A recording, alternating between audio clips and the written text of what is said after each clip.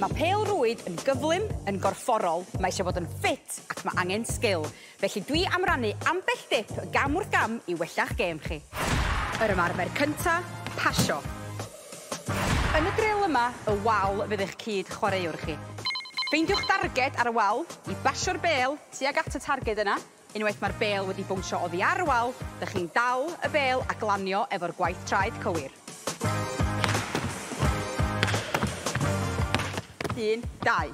Mae angen i chi lanio'n gywir ym mhêl-rwyd achos da chi ddim yn cael symud efo'r bêl.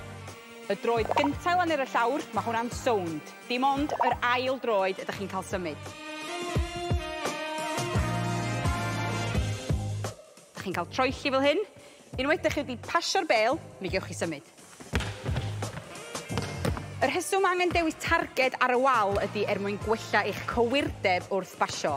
Triwch daro y pwynt yna bob tro. Mae angen ffitrwydd da ym mhêl-rwyd oherwydd mae'n gêm gyflym sydd yn para awr.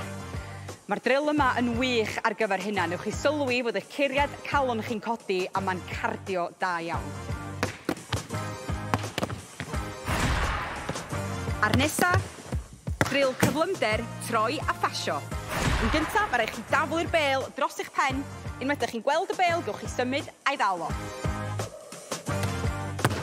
Glanio 1, 2, troi am i fewn, a pasio.